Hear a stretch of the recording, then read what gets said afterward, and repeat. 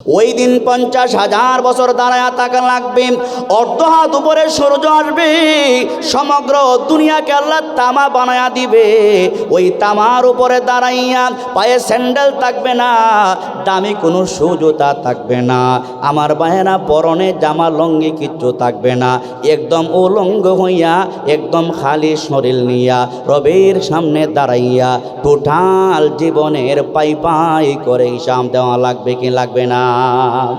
আল্লাহ নবী বলেন, সহিহ বুখারীর হাদিস, আল্লাহর হাবিব বলেন, উম্মত ওই কঠিন কিয়ামতের ময়দানে প্রত্যেকটা বনি আদমকে রব 5টি প্রশ্ন করবেন, গুরুত্বপূর্ণ 5টি প্রশ্ন করবেন। বান্দারে, টোটাল একটা জীবন তোমাকে দিয়েছিলাম, তোমাকে একটা হায়াত দিয়েছিলাম, বান্দা জবাব দাও টোটাল জীবনটা কেমনে কাটাইছো। 2 নাম্বার গুরুত্বপূর্ণ প্রশ্ন হবে, বান্দা তোমার এই 70 বছর জিন্দেগির ভিতরে একটা যৌবনকাল তোমাকে দিয়েছিলাম, ও বান্দা যৌবনকালটা কেমনে তুমি কাটাইছো, জবাব দাও।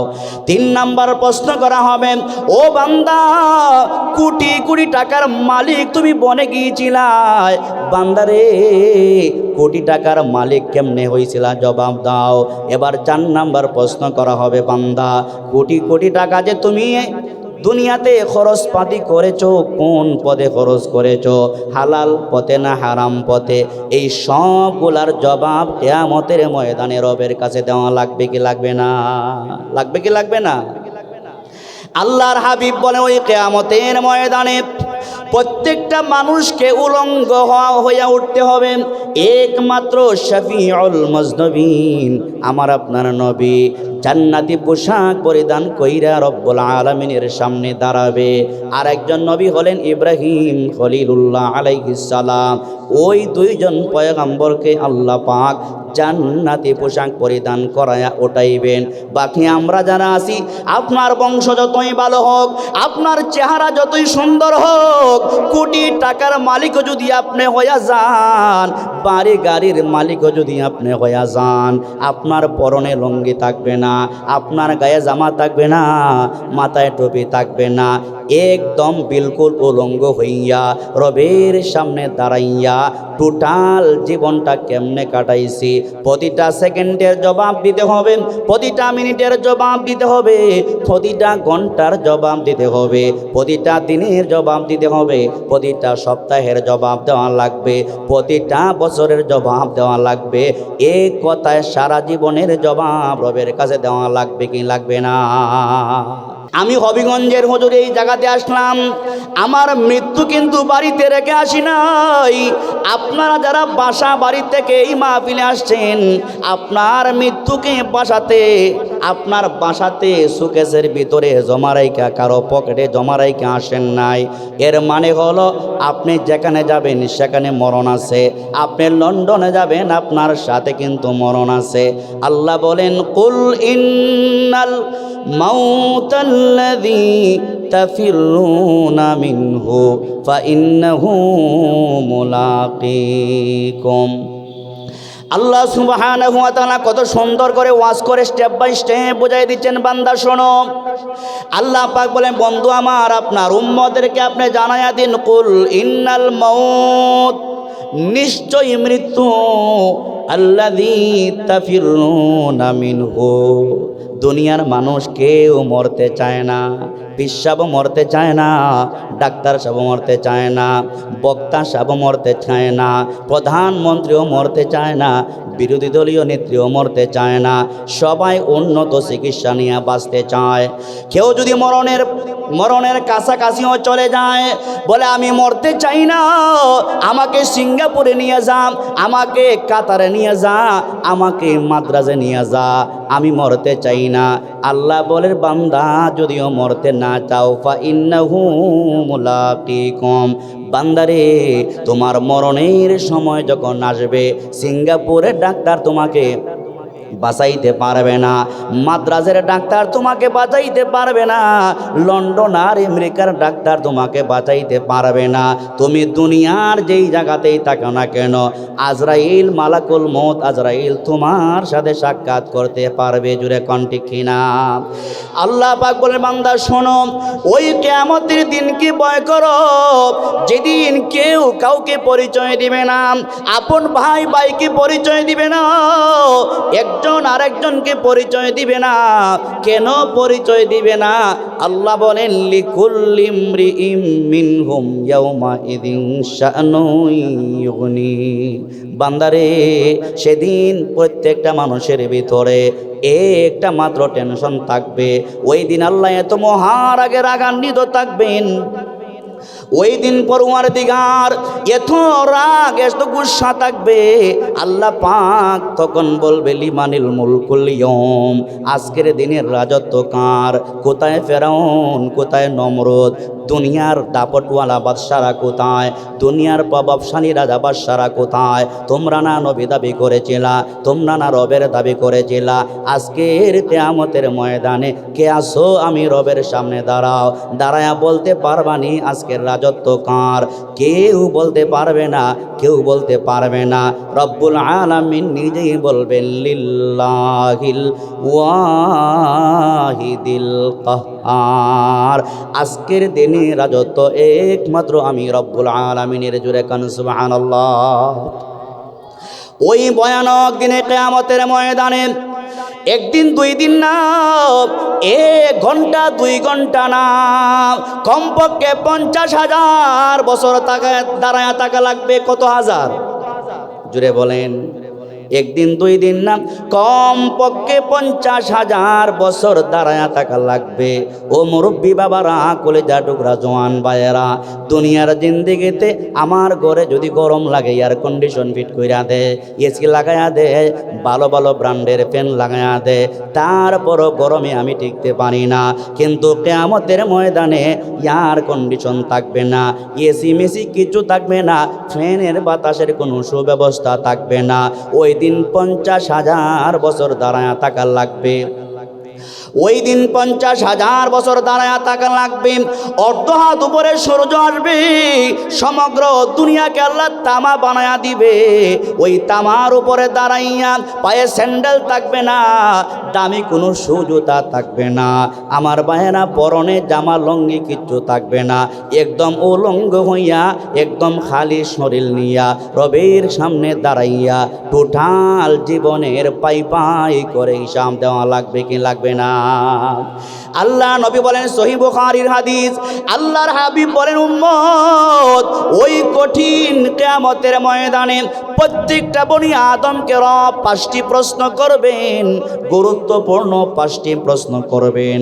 বান্দারে, টোটাল একটা জীবন তোমাকে দিয়েছিলাম, তোমাকে একটা হায়াত দিয়েছিলাম, বান্দা জবাব দাও, টোটাল জীবনটা কেমনে কাটাইছো? 2 নাম্বার গুরুত্বপূর্ণ প্রশ্ন হবে, বান্দা তোমার এই 70 বছর জিন্দেগির ভিতরে একটা যৌবনকাল তোমাকে দিয়েছিলাম, ও বান্দা যৌবনকালটা কেমনে তুমি কাটাইছো? জবাব দাও।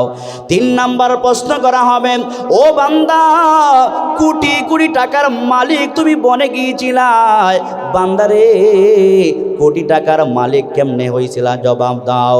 এবার 4 নাম্বার প্রশ্ন করা হবে, বান্দা কোটি কোটি টাকা যে তুমি দুনিয়াতে খরচ পাতি করেছো, কোন পথে খরচ করেছো, হালাল পথে না হারাম পথে? এই সবগুলার জবাব কিয়ামতের ময়দানে রবের কাছে দেওয়া লাগবে কি লাগবে না? লাগবে কি লাগবে না? আল্লাহর হাবিব বলে, ওই কিয়ামতের ময়দানে প্রত্যেকটা মানুষকে উলঙ্গ হয়ে উঠতে হবে, একমাত্র শফিউল মুজনবিন আমার আপনার নবী জান্নাতি পোশাক পরিধান কইরা রব্বুল আলামিনের সামনে দাঁড়াবে। আর একজন নবী হলেন ইব্রাহিম খলিলুল্লাহ আলাইহিস সালাম। ওই 2 জন পয়গম্বরকে আল্লাহ পাক জান্নাতি পোশাক পরিধান করায়া ওঠাইবেন।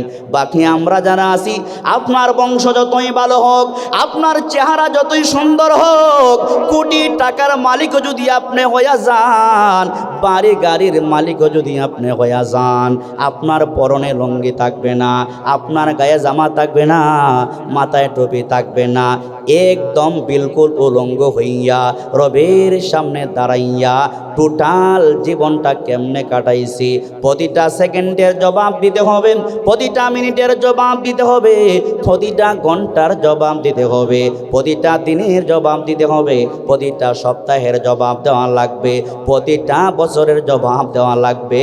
এক কথায় সারা জীবনের জবাব রবের কাছে দেওয়া লাগবে কি লাগবে না? লাগবে কি লাগবে না? তো ওই দিনটাকেই রব্বুল আলামিন লক্ষ্য করে বলেন, বান্দা ইয়া আইয়ুহাল্লাযীনা আমানু, ও দুনিয়ার মুমিনগণ, ইত্তাকুল্লাহ, তোমরা তোমাদের রবকে ভয় করো। আমাদের রব কে? আওয়াজ করে মহব্বতে বলেন, আমাদের রব কে? আল্লাহ। আমাদের রবের কোনো তুলনা আছে? চিল্লায় বলে, রবের কোনো তুলনা আছে? রবের কোনো তুলনা নাই। ওই রব বলতেছেন, আমি রবকে ভয় করো আর ওই দিনের জন্য চিন্তা করো যেদিন কেউ কাউকে পরিচয় দিবে না। ওই দিন তুমি আমার সামনে হাজিরা দিতে হবে, টোটাল জীবনের হিসাব আমার কাছে দিতে হবে।